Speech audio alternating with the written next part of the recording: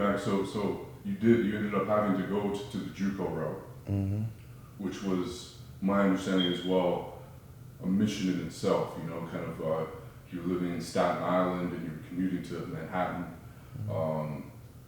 You know, living in a different city as well, even though Philly's, you know, not too far away. What was that experience like? Was that, because I was reading some interesting stuff, you know, like you got to go without meals some days, you know, you had to commute 3 hours to get there, you weren't sure how you're gonna pay, and you gotta figure out, you know, even the guys gotta figure out how you're getting home, right? So what was that kind of maybe the most challenging part of your life, maybe? Nah. I'll tell you like this, like I said from earlier, like Philly is just cut different. I've been through way worse situations than that. Not to brag about that, but if you really want something, you really believe, it don't matter how, you know what I mean, you gonna go get it.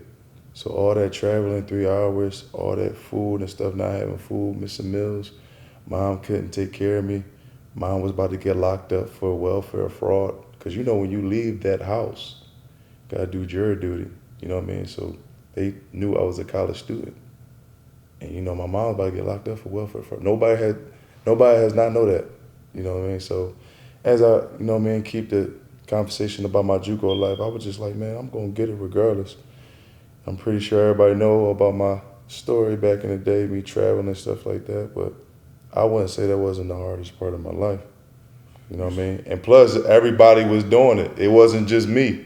So it was just like, do I fold? Do I walk away from this situation? Do I quit? Because everybody else is doing it. You know what I mean? So it was survival, right? And then as well, I guess what you're saying too is you already experienced the biggest challenges. So like, hey, of course I'm going to do this. You know, of course, like this is nothing, right?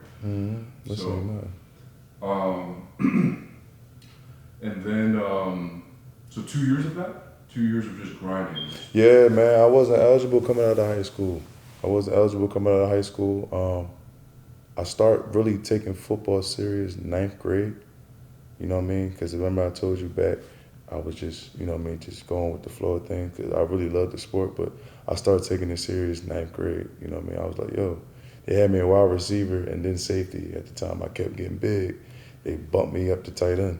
You know what I'm saying? I get the whole Philadelphia know about this. So, but yeah, I wasn't eligible coming out of high school. I barely went to school. Like I used to cut class every time.